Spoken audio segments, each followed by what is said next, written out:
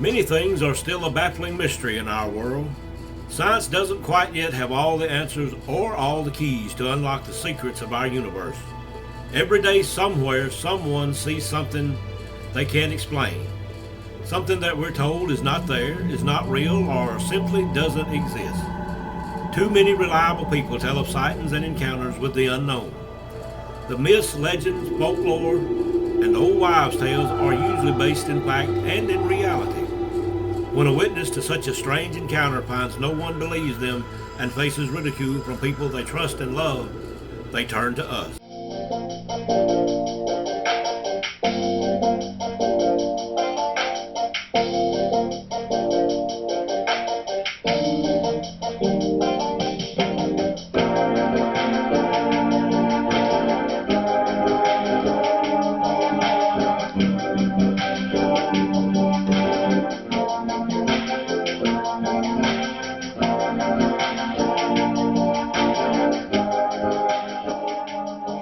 Well, good afternoon, everybody. Welcome to Alabama Bigfoot Society Podcast with Dorothy Sullivan and Ashley Jacobs, A.K. Wolpers, and yours truly, Mary Catherine Scruggs. We also would like to remember Brother Jim Smith looking down from heaven, smiling on us all. I'm sure the good Lord's done told him where all the Bigfoots were by now. And before we give the floor to our special guest tonight, how are you doing, Dorothy? Oh, I'm doing pretty good. Well, great. How about you, Wolpers? But it's moving on. Yeah. How about you, Wolpers? Oh, I'm doing good. I told you I'm cooking a late dinner, so I'm well, doing my whoop whoop thing. There you go. Okay, before I introduce our guest, I'd like to tell you a little about her. Joyce and I have been friends on Facebook for many years. She has a lot of Bigfoot activity on her property, as I do. So let me get this party started now. Our guest tonight is from Alabama, Florida line. Please welcome Joyce. Joyce, will you tell us a little bit about yourself, hon? Sure. I am 55 years old, and I've been interested in Bigfoot ever since I was about 12 or 13, whenever I seen my Lord, somebody's peeping in. But wouldn't you know it, I knew it would happen. But anyway, I was about 12 or 13 years old. We had a book, Unexplained Mysteries, on our coffee table, and I was looking through it, and I seen a Bigfoot, that one to Patty. And I said, that kind of scared me. It was a creature. I said, maybe it's just one of them. There's no more. Yeah. But lo and behold, a couple years later, my sister worked as a nurse. I'm going to tell y'all some stories and then everything, and then I'll tell you more about me. But this is my sister was a nurse. She was coming in one night. She was in her early 20s, and she was working a night shift because she was going to college to be an LPN, so she would work on the weekends at our local hospital, which is 15 miles up the road in Geneva, Alabama. Mm-hmm. So she was coming home. She said that she got near Holmes County, Florida, and there in the rural part of the county there was a ditch, a deep ditch, not real deep, but it was deep enough. There was a culvert under the road, and there was something standing there. She thought it was a homeless man in a green army jacket with long hair. And she got closer to it, and she says, I don't think that's a homeless man. She says that thing got up out of the ditch. It was big and walked stride across the road. Needless to say, she found a different route going to work and everything. She would not go through that way no more. But the property owners, I know them, and they are having continuous activity on that property. Even one of the guys that he lives in Pensacola, Florida, he comes over and hunts on that property still, and he talks to me about it, how he camps underneath the barn and how they throw pebbles on top of the barn, and he goes out and he sees a big one and a little one, and now this one's a bigger one. He says it's grew up, but he has had the owner has had encounters and seen them, but he will deny it to this dying day because he don't believe they're real. He just thinks if he don't, say they're real, they're not real. And so, anyway, So that started my interest a little bit. And what happened here a few years back, they was having cattle killings and stuff locally here about 10, 15 years ago up in Enterprise, Alabama. And I contacted the article. I looked it up to find some people's names, and I contacted the guy, and then it got in touch with this other Bigfoot hunter that's pretty famous. He come in, and I took him over to my cousin's property. It's on the river, and because he was seeing some tracks over there that was not the usual Bigfoot tracks. It was like a three-toed, and it had a little spike or something on it. And it was different. It was just because we went over there and we took pictures of it and everything. And then, lo and behold, I don't want to hurt these things, but these guys want to kill it. And I said, well, no, y'all not going to kill it. Y'all can leave now. And so throughout the years, I've talked to people around in the area, and I've had one. I was one late one night. I was about 11 or 12 o'clock. I was fixing to go to bed, and all of a sudden, we live in a brick house, and we're probably 300 feet off the road, and it was just like across the road is a field where my cousin built a brick house, and she's directly across, and then to the right of me is my niece, about 500 feet, and in the woods, and then we have swamp and a pond and woods behind us and everything, and then my uncle has a trailer down the road right next to us, and I was listening to something. I said, I hear something, and it don't sound right. Well, it was coyotes coming. I have never heard them in my life be as loud, and so many of them. It was just overwhelming. And inside the house, I run out, got on the porch, and I'm listening to them. They down behind my cousin's house in the swamp. They're coming up as fast as they can. They went in behind my niece's trailer, a straight line to my niece's trailer, went out in the field, come around behind my house, and my cows was up front and had two donkeys, and it was dark night, and I couldn't see nothing. Them donkeys, I heard them take off after them, and I went and got my gun, shot up in the air a couple of times. I got me some firecrackers and put them in a barrel and a little bucket, a little tin bucket, and was setting them off for them to run off, and then I run back to the front of the house because that's where they was going. And when I was standing there, I looked, it got real quiet, eerily quiet. There was nothing sounding off. I was real quiet, and I looked over across to my aunt and uncle's old house, which is right next to my cousin's, and they have pecan trees, and it's pretty growed up. But I was looking over there, and I'm like, what am I seeing? And like I said, it was a pitch black night, but I see this blue eye shine, three of them. And it was pretty tall. They was probably 10, 15 foot up in the air. There's three of them. And they both, all three of them, sound like owls. They all, one at a time, hooted. And when they hooted, their eyes shined and everything, and then they shined all three together, and then it quit. And I'm like, okay, here. I said, but I'm like, okay, my mama, she comes in one night where she went across to my niece's trailer, and then, like I said, the cow pasture's behind the house, and she was getting out of the truck, and she said she heard the awfulest growling like this, she never heard nothing such.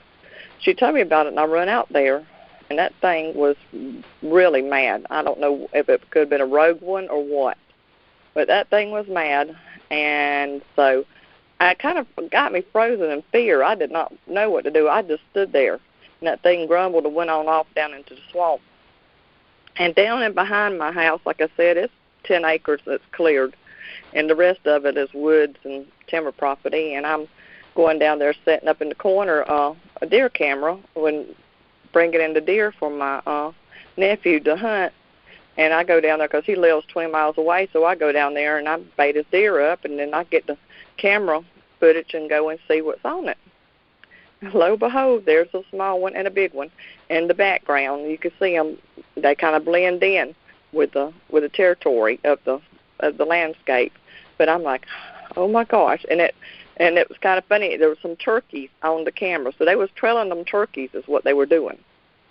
And so, like I said, I talked to a lot of people, and they think I'm crazy because I believe in Bigfoot, but I don't care. Everybody's got their own beliefs and stuff like that. My mother, a while ago, I told her I was supposed to get on to talk with y'all, and she says, "Oh, just tell them it's people in monkey suits." I said, "Yeah, all over the United States, that's right." So anyway, I talked to one of my neighbors. He was a young boy. He's in his 40s now. He's a grandpa, and he's medically retired from the prison from cancer and stuff. And he was a young boy. Him and his buddy went over to 2 miles down the road from where we out in the swamps and the woods and everything. And it's got an old home place over there. They call it the Granny Fishing Hole. The Granny Fishing Hole, he was down there one night with his buddy, and they was rabbit hunting. He said he seen something that was, and it was a Bigfoot, and it was not real big. It was probably between 8 to 10 foot, I think he said. He shot it, and that thing screamed and yelled and took off, and they took and jumped in their truck and took off themselves. They went back the next day and seen blood. He said within the next year or two, or no, it was several years later, he said they had clear cut the pine. So they was probably 7 or 8, 10 feet up in the air the pine was. And he has, you have hills and dales and stuff in his pines, and you can see a pond. He was going hunting. Him and his mother was hunting on the property, and they was on the radios talking to each other. And his mother says, "Come get me. I'm ready to get out." And he was on the four-wheeler. So when he went, he stopped and heard something. And he says, "What am I hearing?" And he didn't hear it no more. So he said he stood up on top of his four-wheeler where he could see down towards the pond, and there was that Bigfoot. He said it had to be the same one that he shot years before. Was getting a drink of water, and he had his nose up in the air sniffing, and that thing went to screaming, and it jumped up and went to running towards him. He said he jumped up, got his rifle and leveled it towards him, told him if he kept coming, he was fixing to shoot him. And his mother was hollering at him, "Come get me now, now, now." And apparently there was, others in the area and stuff. So he went and got that thing stopped, and he went and got her, and then she goes still deer hunting in the area. But she's been in her tree stand, and she has seen small ones being up in the cedar trees getting the turkeys when they come and everything around the cedar trees, the scratch gets the turkeys. And so let me ask you something right now before I forget it. Did he know that he shot the Bigfoot? Did he see it and shoot it, or did he think it was? He said he wasn't for sure what it was. He didn't know if it was a bear or what, but he said that thing was huge, and he was just scared. He was a young boy. He was 17, 18 at the time. He said he didn't know what it was. I don't remember if the weather was rain. It was mist and rain. He said they was out there rabbit hunting, him and his buddy. And, of course, young boys, they going to shoot anything just to claim that they shot it and they got it or whatever. And I'm just not for sure if he said it was being aggressive towards him, but he said he shot it, I want to say, in the back. Did he describe what it looked like to him? About how tall, what color, how long? Yes, I believe he did. He said it was probably about between 7 to 10 foot tall. He said it was a pretty big one, not huge, and that he had, I think it was kind of grayish, brown fur or hair, and he didn't say too much about the face and everything. Okay. Let's stop right there because you gave us a lot of information. I'm sure Dorothy and Ashley might want to ask you a question about some of the things you just said. Okay. Dorothy? Yeah. Has the person who shot at the Bigfoot felt like that they have been wandering and observing him since that time? Yes. He is not too far from where he lives now. He is probably, in the way the crow flies, he is probably a mile away from the property where he shot the thing. Oh, I've got to tell you why. When he would never tell me about where this was at because he didn't want nobody to go over there and, anything, my Bigfoot friends. I said, no, they're not going to go over there. But he said it was Old Granny Fishing Hole. And so I said, I heard about that place. That place is haunted. He says, yeah, because there was an old home place on it and a pond, a swamp pond. And one day they see orbs over there. orbs floating around. And I said, that's why they think it's haunted. It's because of the orbs. And I'm thinking, well, I know the orbs are associated with Bigfoot. Have y'all not heard that or discovered that or encountered that y'all yourself? I have. I've never seen that. Okay, I think Ashley had a question for you. Okay. Yeah, actually, I got a couple of them. Now, is this like, kind of like family property, like how Mary Catherine is? How many acres do y'all have, pretty much? Well, this guy's property, mine is 100 and something, and this guy that had the encounter that he shot it was a couple hundred acres, and they have since sold the property to a doctor or a dentist and his wife, which are nature and animal lovers. And I thought, they have a lot of deer activity around there, and my husband's niece has built on the back side right there next to their property line up there and back in the woods. It's a mile to go to her house off in the woods. And they have a lot of deer that stays around their house, a lot. I mean, because they won't go up in the woods at night. They stay around there in the daytime and everything like that when there's activity and the full moon and different things that I hear. Said, I know why them deer is around their house. They ain't going out to be caught for bait and stuff like that. And because my brother-in-law heard one time over there, he don't believe in it. He's now passed, but he heard it because the guy who shot it told me. He says, well, your brother-in-law heard it, and he won't admit that it is a Bigfoot.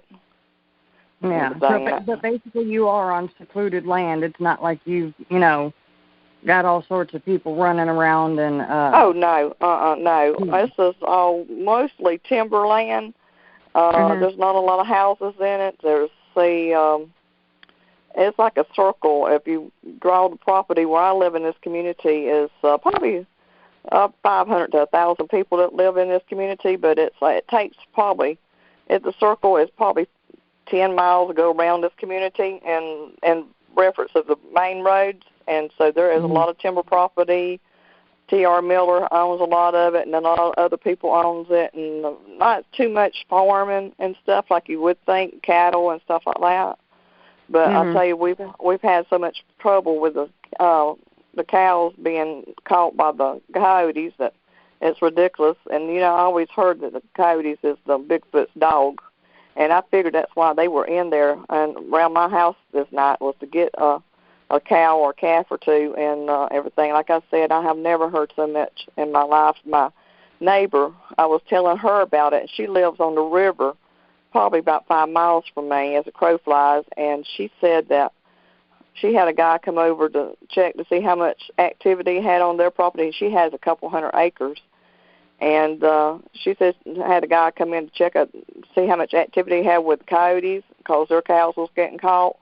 He was a hunter, and he went in there, and he was probably, across this field, he was probably a good quarter of a mile away from them.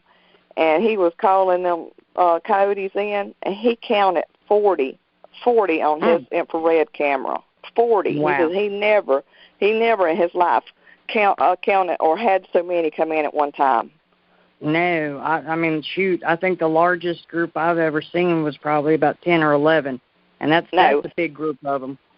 That's 40, and he said it was awful. He said he didn't even have his gun ready or nothing. He says, and I said, well, you need to give me that guy's number and let me talk to him because if he goes out coyote hunting, and especially at night, he has to have some encounters that he's run across with Bigfoot and stuff. Oh, yeah. I'm thinking. Now, going back to I'm sorry, I didn't mean to interrupt. Go ahead. This is like my second question. Of course, when y'all see them, I know you're not going to walk up and approach that area right off the bat. But once you've seen them in a specific spot, have you ever gone back and tried to see if there are tracks that you could cast or something? Yes. Okay. Yes, and mine, I couldn't ever really cast them. Got a friend that told me how to not do the plaster. He told me something else that the dentist used, I believe, and I can forget. I have it written down to use that it takes better than the plaster of Paris or something. And I have found some, but they half in the grass, half in the dirt, kind of deal. And so I have never gotten no really good ones.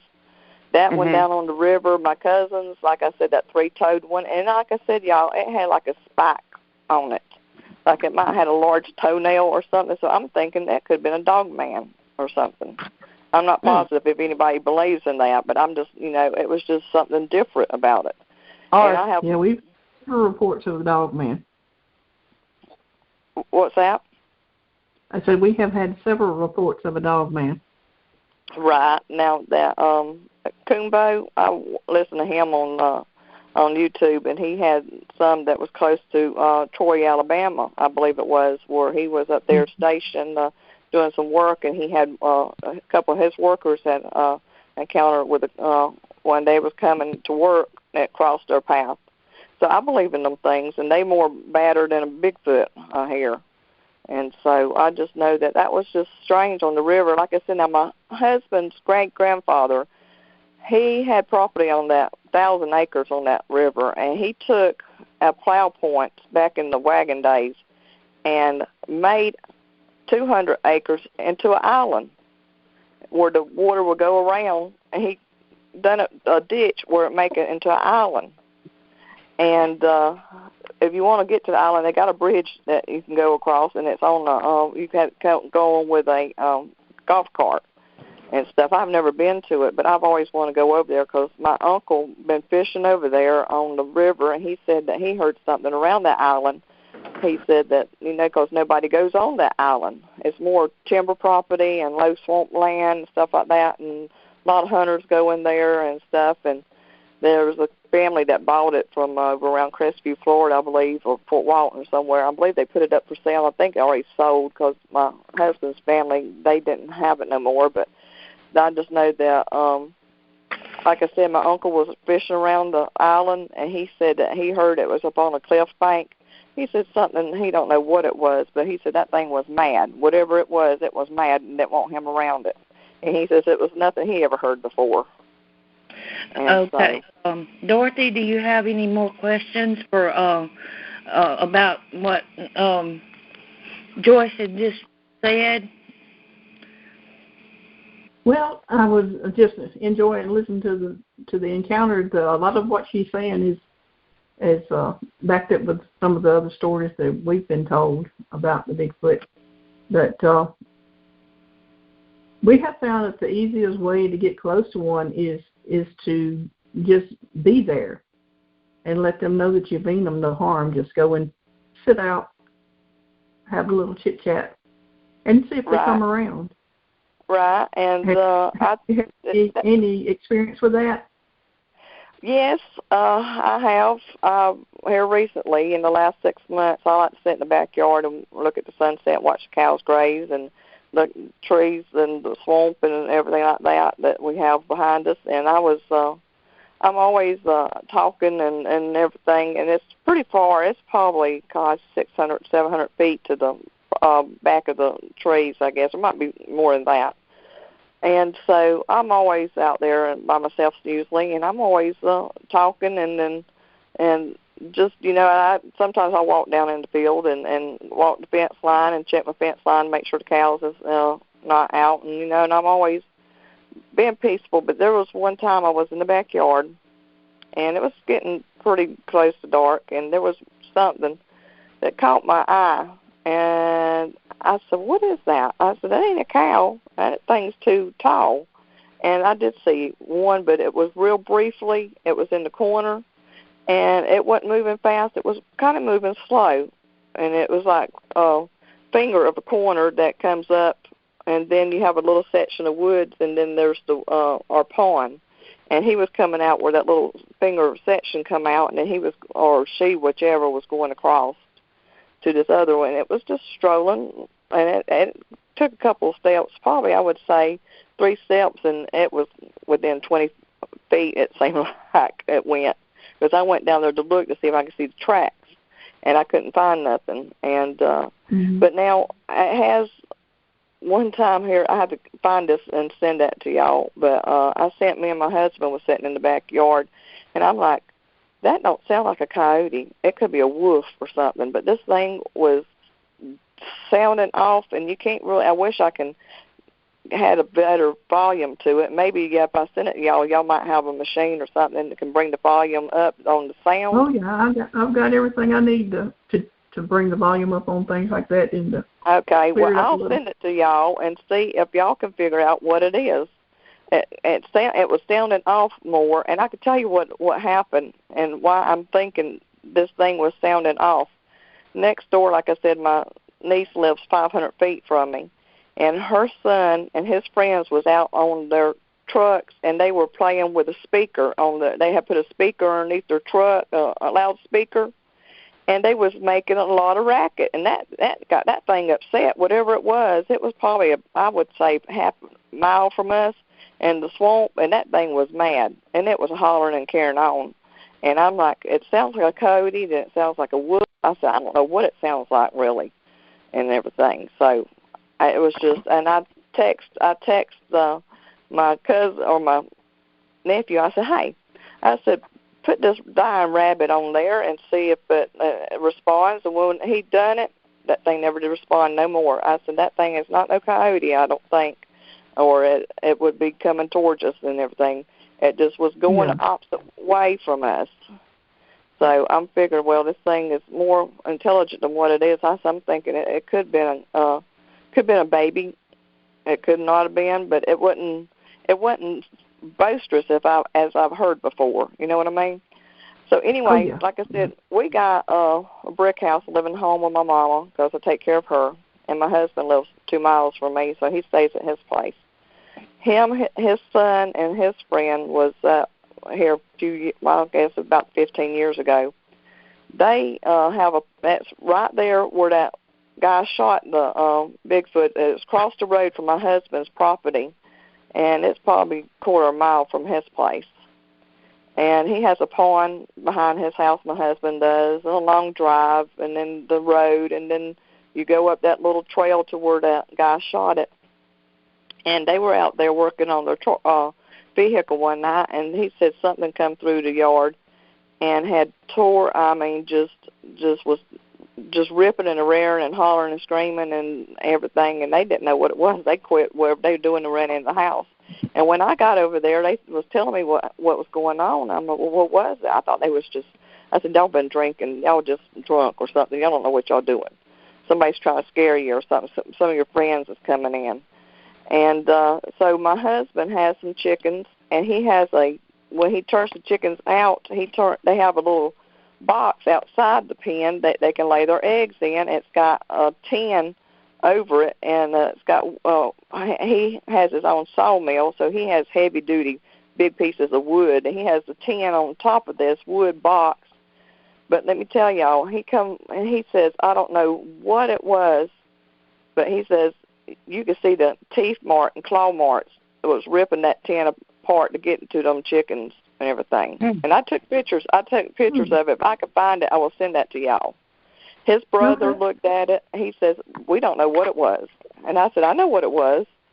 I said it was a Bigfoot. And he was wanting to get in there, and he couldn't and everything. Because like I said, if it's a 2x4, my husband will have a 4x4, wood kind of bit and everything. Or, I'm just saying it's stout wood and it's heavy-duty wood. It's not like the wood you get from Lowe's. This is heavy wood. It's rough cut wood. Right, rough cut. That's it, rough cut wood, yeah. Okay, I got a question, and I think Ashley's got another question for you. Now, it's kind of strange that you was talking about the three, and they had blue eye shine.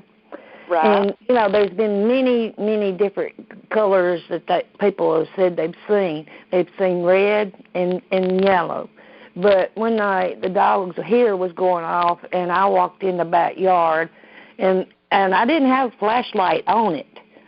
Their eyes was just glowing blue eye shine, and it was tall, and it walked through my backyard, and I think Ashley said she had seen the blue eye shine too, and that to me that's kind of a rare. Well, I listened to another podcast today, and the guy said he saw a white one, and it had blue eyes shine. No, yellowish green. That's but when they all three started hooting like an owl, I've heard them do that, and they're good about mimicking other animals. Right. And, yes. And so, all right, Ashley, you had a question, so you want to throw that in that quick, and then we'll let her get back with her story? Yeah, when it comes to the gentleman that you're speaking about that shot it, you did say that, like, he went to the spot where he shot it and found blood, right? Right, yes. He said he found blood. It wasn't a whole lot, but he did find blood on the ground.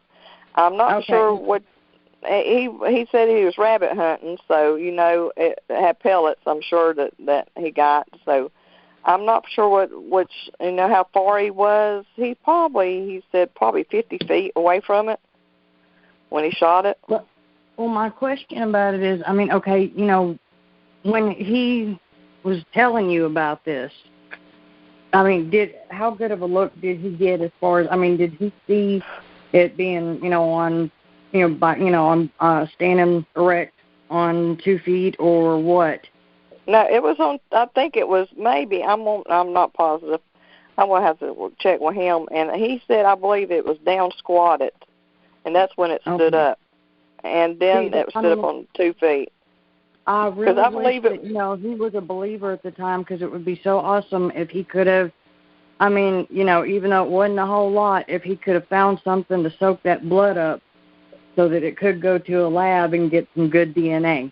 Oh, I know, We've only had hair to go off of so far. Nobody's ever had blood. I know, but, it's just, he said that it was just, he didn't believe in it until him and his mother went to hunting more on that property of their family, and that's the time that he said, like I said, the trees have been clear cut, and then they had some more that was about 7 to 10 feet, and he was going through, and he heard something, and he stopped and got on top of his four-wheeler standing, and he would look down and seen that thing down at the pond with his nose, and he was getting water with his nose up in the air, and he was sniffing. He said that thing, he smelled him. He knew it was him, and that's when that thing went to tearing up and coming towards him. He leveled his rifle up and told him he better stop. I can't remember if he said he shot out over his head or not, but he said that thing was coming. He might just shoot over its head. I'm not positive. But his mother was hollering on the radio, said, come get me now, because he said that thing was mad. And I'm not sure if there was other ones in the area that was hollering with them, because, apparently, they remember, and him getting it probably was the one he shot, and they was going to seek revenge on him because they was in there hunting and kind of deal. Well, do you think his mother saw something at that same time? Is the reason she wanted somebody to come get her right away? Yes, I believe so. I want to say she might have seen another one, or she heard another one or something. I'm not positive. I lost my notes, and I will.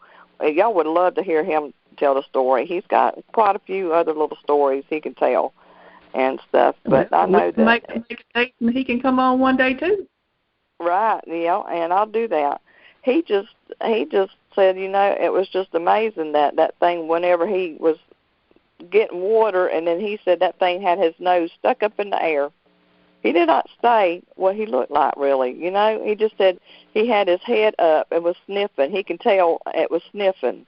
And when he caught wind of him, he smelled him, he said that's when he screamed and went coming towards him through them trees. And he said them trees was shaking, and he went, I think he might hollered at him, he better stop, you better stop, you better stop, better not come to me.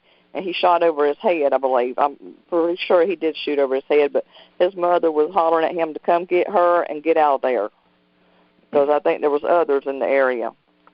And I was going to tell y'all this also. This girl that's a mail carrier down, and I always ask her about things. Does she ever see anything? And she says no. But the one night, they live up in the woods too, and it's not too far off the wood. And where this timber property, the timberland has been sold, and they bought probably 10 acres, and she and her husband built a nice house in there, and my husband insulated it, and I was up there, and then, I was always talking with her all along when I see her in the community at the local store and stuff, and one night she put it on Facebook that she says something strange is happening around the house, and she says, I'm scared. She says, my husband and kids have left. She's got 5 kids, like doorsteps, and she says they have left, and somebody is turning the knob in the garage on the door trying to get in. And she says, I've turned on the floodlights, I've looked around, the dog is whimpering, but somebody's trying to get in the house. And I said, really? I said, so I called her right away when I seen that. I said, hey, I said, you need to call your husband and tell him to come back right now, wherever, or somebody to come over there. I said, I know what it is. I said, it's a Bigfoot, because the person, there is a Bigfoot in that area, and it's 2 miles or 3 miles from my house. I said, because one guy that was traveling through there, he was going right there by their house, and this one run out of the woods and was running alongside of his car and was growling and howling and everything. And he said that guy, he will not go down that way no more. He is part Indian, I want to say, the guy that went through there. He said he was not going back there. And then her father-in-law and her brother-in-law was in their deer stands, and they had these tree, not in the trees, it was these tree houses, or them deer houses they put up in the air where they could see pretty good. There was one that was it was nighttime, just about whenever they climbed up in that thing. He said there was one that was trying to get them out of the trees, out of the stand. It was shaking it and everything. And I said, yeah. I said, I could tell you exactly what it is. I said, it was a Bigfoot trying to get into you and everything. And so she said the knob would just twist, and it wouldn't pull, but it would just twist, Joyce, I have a question for you. I know we talked earlier. You told me about them coming real close around your house. Can you kind of tell us what happened? Oh, yes, they every night here lately, every night about between 11 and 1 o'clock, and then it's when I go to bed, and they see my light on, and it's every night they slap the side of right there where I'm at. I'm at the corner of the house, so it's got 2 windows, one, and so one that faces the cattle pen, and then one that's facing the front yard. I'm on the front of the house, but every night that thing slaps the corner of the house right there. And I was telling my girlfriend about it today. Telling you good night. Oh boy, I said, I'm tired of this. By the time I get to sleep or get in this room, that thing has to slap the side of the thing. I said, I wish it would go on. And but I have some grass right there, and with all this, and it's just started here lately for the last couple of weeks and everything, and off and on whenever the moon is full. Now, I'll tell you, I went out on the front porch. I like to sit on the front porch. I got these reclining chairs from the hospital where my mama can sit out there with me, and she can recline her feet and everything. So we sit out there on these recliners. And so we have this little table. We sit there, and then me and my husband, he comes over and stays with me, and we out there. And one night we were sitting there, and it was so quiet. I said, it's eerily quiet. Something ain't right. He goes, what you mean? I said, there's something just not right. And I said, there's no crickets, no nothing, no locusts, no nothing you can hear. And that's when I looked out there towards my cattle pen, and the hay ring over there is a big pile of hay that my cows wouldn't eat, and it was standing over there, and I could see its eye shine and everything. And it was out there. I said, yeah, it's watching me and everything. But I could see the eye shine there because I have a night light on the right side, and it was far away from the thing, but I could still see its eye shine, but I couldn't really see. It was probably, I wasn't for sure if it would be about 8 to 10 foot and everything.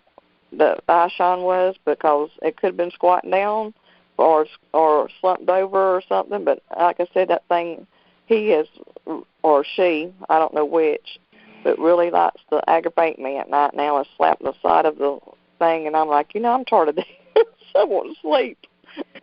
Do you ever feel have aggression come towards you or your animals? Well, what do you mean again? That the aggression, like whenever they want to harm the animals and stuff? Well, like me and Ashley was Bigfooting one night when Adam Davis was here, and one bluff rushed us and over in the field. Oh. Yeah, and there was times that one screamed 3 nights in a row, and it knocked up 3 posts up out of the ground that kept 2,000-pound cattle in it, and they never could get down.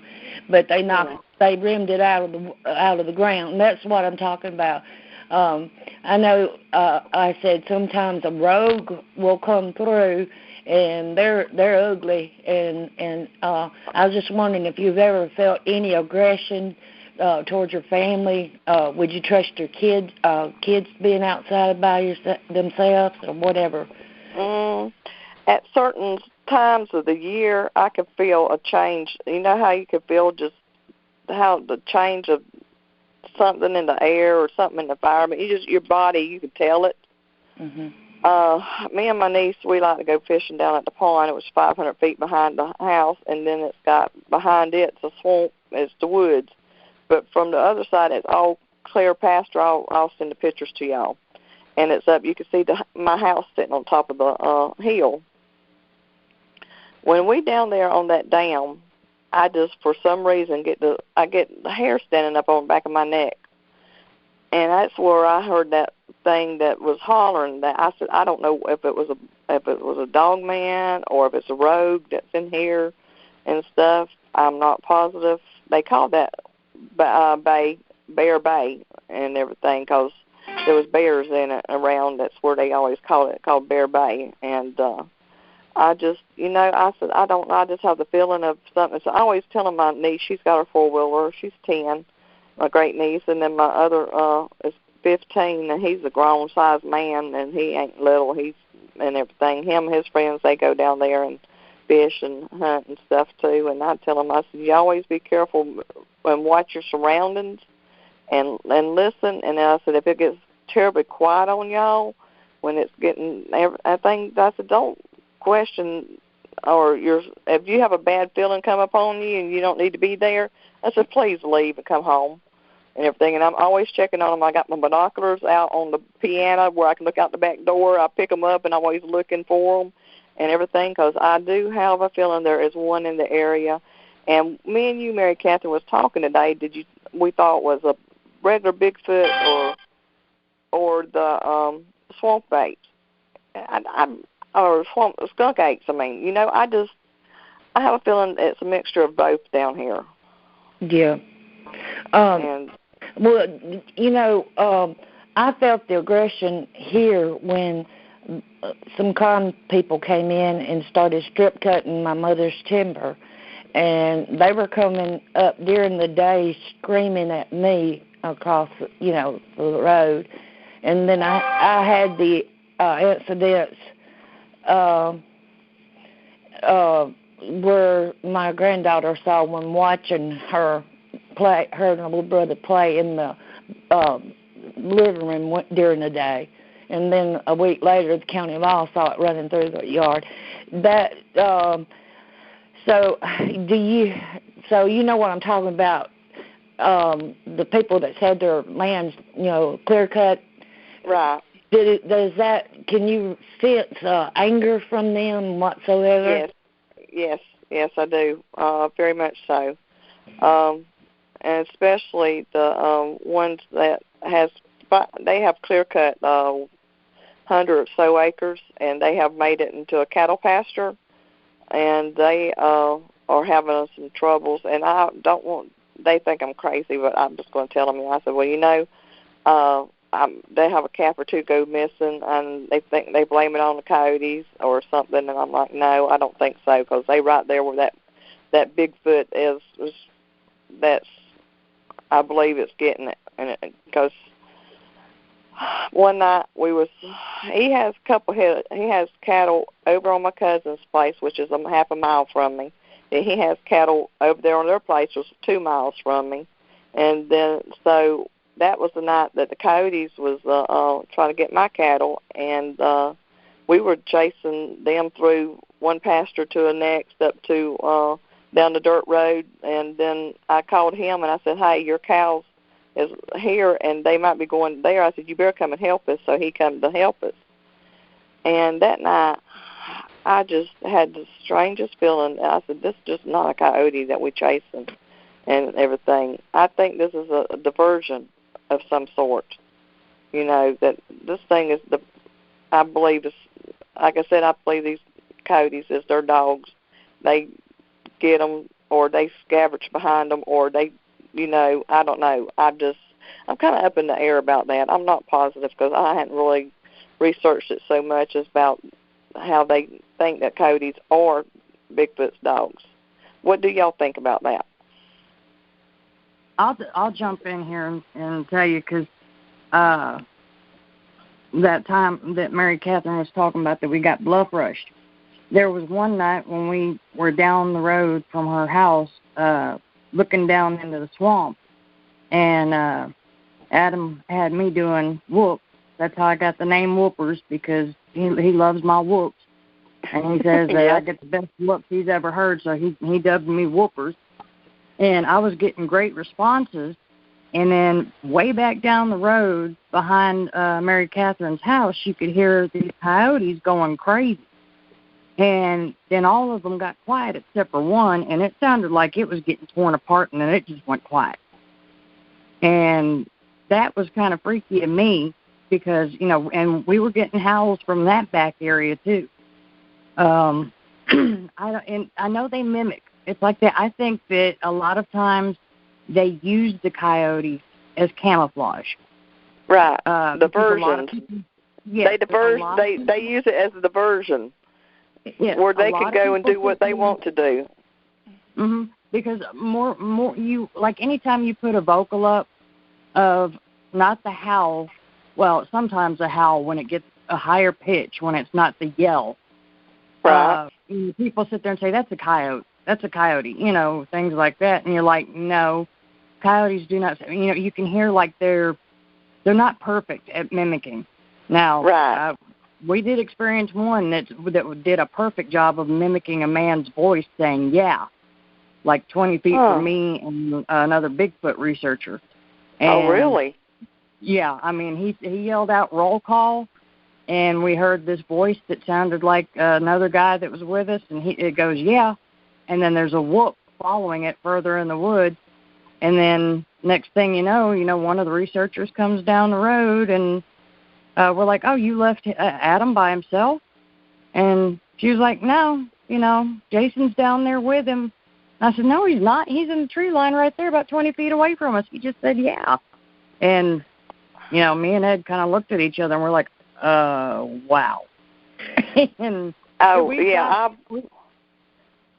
that. That would be neat. I just, just the thoughts of them using the coyotes, I know they use it for diversion. That we were chasing from one pasture to the next, going around the pond, going up the dirt road, going through the sand pit, going everywhere to find and everything. And I mean, it was just like, oh, he's leading us away where he can go over to this other pasture where these other big fine cows is to get a hold of a calf. And I'm not positive if he did not do that and everything, because I couldn't remember if I said, he come over, the guy, he's a young guy, he's in his 20s, and he works on the fire department, so he works 24 and then, 48, and so he works 20 miles away. So his wife, whenever he's working, comes and checks on their stock every day, and they got Bramers in one patch, and then they got their Black Angus in another one, and these was the Bramer ones and stuff. And I just know that I think it was just, I told him, I said, you better go. And there was one neighbor that was coming through the daytime, and there was a coyote sneaking up on the calf. And I had the same thing happen to me here. And my sister did not go out and throw something over the fence that's probably 40 feet behind her house. She did not go throw something over the fence for the cows. That coyote would have got the calf. There was a calf along the fence line, probably 200 feet behind the house here. And my sister went to holler for me. Says, Joyce, you better come here now. And I said, I was around the front with the kids because I was babysitting my little niece and a couple other little girls.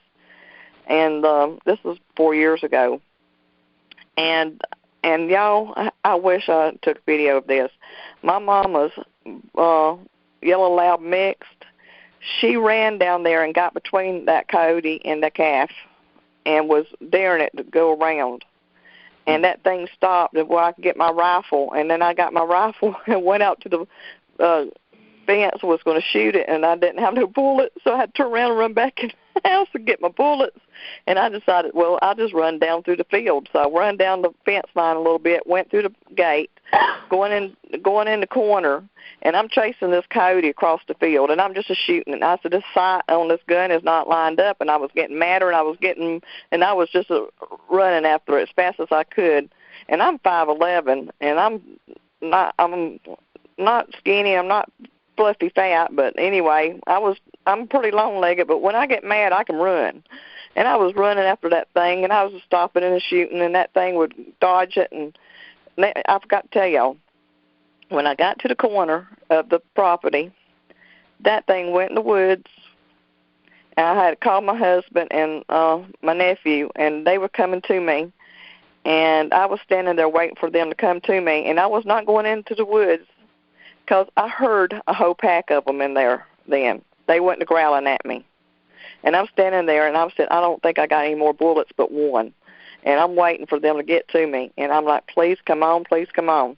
So they finally got to me, and I said, whenever he got a jacked up four-wheel drive truck and I was getting in that truck, and I had forgot to put the safety on my gun, and I had the finger on the trigger, and I shot it down right beside my foot, and my nephew and my husband was hollering, what, did you shoot yourself? I said, nope, I'm good, no blood, let's get in the truck and let's go. Joyce, remind me never to go squatching with you. Yeah. Hey, let me tell you something. I want to keep my toes. Yeah. You know, there's times we all do stupid things, and God knows I'm notorious about falling when I'm going out squatching. And, I mean, I'll fall in briar patches and everything. Or down inclines or whatever. So, but I need a trophy for that.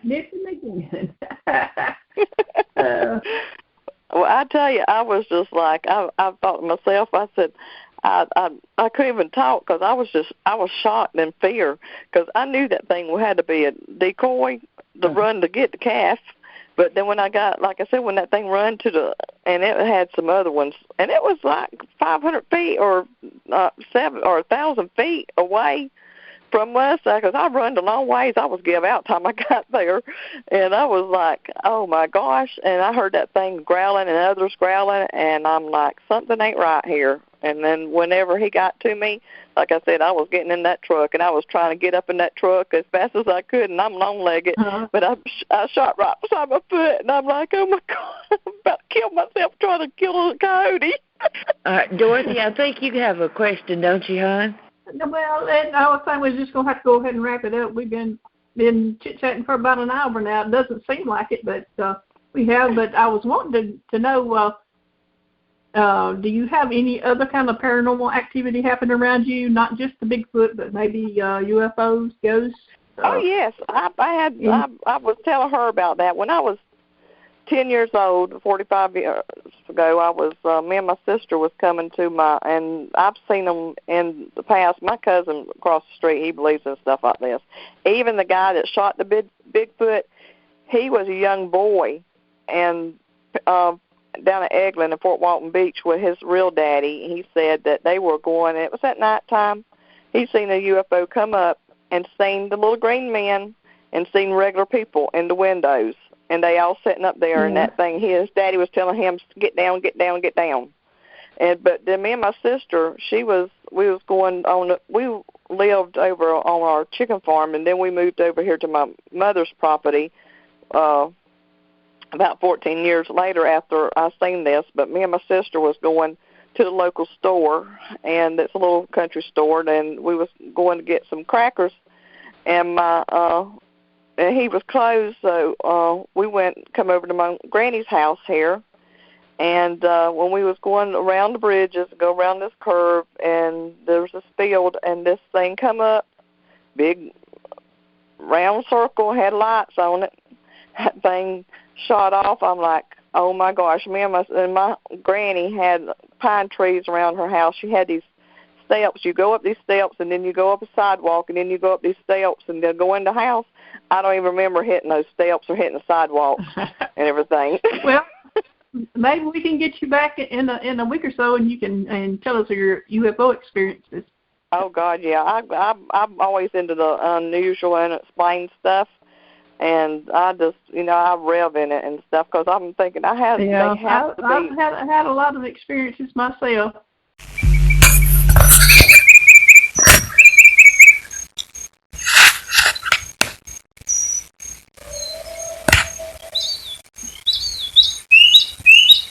Ain't close enough to hear it. You don't hear it? I can hear it, but I can't tell nothing about it. There's a long coyote, a long wolf. It don't sound like no coyote to me. No, it don't.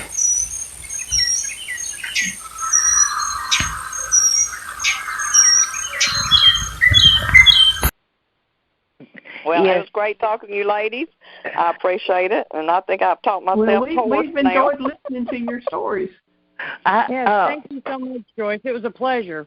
Yes, I told Dorothy and Ashley, I said, you're going to love this lady. You're going to love this lady. We love you, Joyce.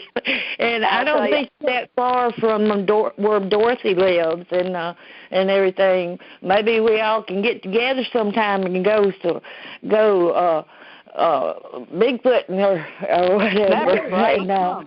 We can go squatching, or we can go and watch for the UFOs. And some folks. That's right. Well, let me tell y'all, I got plenty of activity around here. Yeah. You're not allowed to carry a gun if we do that, because I'll listen to your stories all day long, but I'm scared to go squatching with you. Oh, how old are you? I would rather run towards a road Bigfoot than hang with you and your gun. I know. You should see me. I went and got my concealed weapons permit the other day, and I went to. We had the local sheriff from the other county in Holmes County do the class, and the first name he called from the shooting, we went out there, and I got my 9mm, and so I'm sitting there and I'm shooting. He says, "Shoot it again," and I said, "Okay," and I shot it again, and it was like.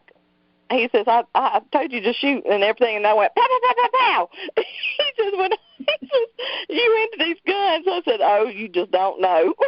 I said, I can tell you stories. I think we need to change your name to G.I. Joyce instead of G.I. Jane, G.I. Joyce. We got to tell Joyce this. Okay, number one, you are now Trigger Happy Joyce. But you're also a legal member of mine and Mary Catherine's group. It's called Sasquatch and stuff like that. And then she caught me saying it after her, and I couldn't stop because we'd be in a conversation. I'd be like, yeah, and stuff like that and stuff like that. I think I counted you saying 15 times and stuff like that during your story. So it's a Southern thing, y'all. It's a Southern thing. Hey, whenever I go to the local store, the girl says, y'all listen to Joyce talk.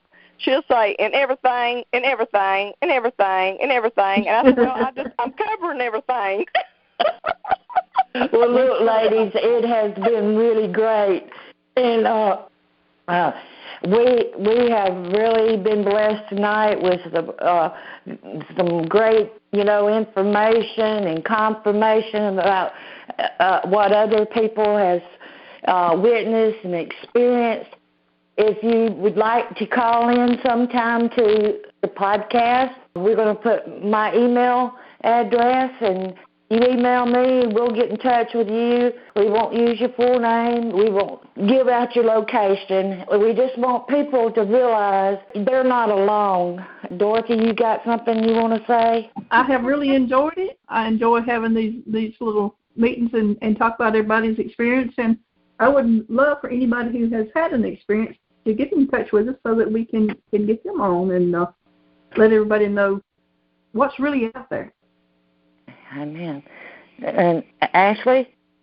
You know, I agree with both of y'all. We want people to come in. Joyce, it was, again, it was a pleasure talking to you. I enjoyed listening to your experiences. You know, I like your sense of humor. You can laugh at yourself, but just, hey, don't shoot your foot off, okay? That's for sure. You know, look, you'll keep your Shoot eye your out. mouth off, not your foot. That's it. But yeah, no, and please, anybody else that's out there, yeah, we definitely want to hear your experiences. And like Mary Catherine said, it is all confidential. We really want to hear experiences, and we're not here to judge. We're here to welcome people and make them feel safe so that they can tell their stories and not be ridiculed or laughed at. And you know, because we've all been called crazy. We've all been gone through that, and I think the four of us that are on the phone right now have gotten to that point where we just don't care what people think. We love our squatching. Amen, That's sister. it. Amen. Well, I'm gonna end it here, and I want to mention the man that started Alabama Bigfoot Society, Brother Jim Smith. He will forevermore be in our hearts. And like I said, I'm pretty sure the good Lord's done told him where all the squatches was. Amen? Amen. All right. Good night, have a good night. everybody. And y'all have a blessed weekend until hopefully next week. We're going to get Joyce, Trigger Happy Joyce, back with us, and she's going to tell us some more of her encounters. She's got a lot of them. And y'all have a blessed night. If you like this video, I hope you give us a like. If you like what we're doing down here in Alabama, I do hope that you subscribe to the channel. And I guess with all that being said, before the mosquitoes and flies eat me up, I'll see you next time on the next Alabama adventure, getting close to Bigfoot, and Chico and I will see you on down the road.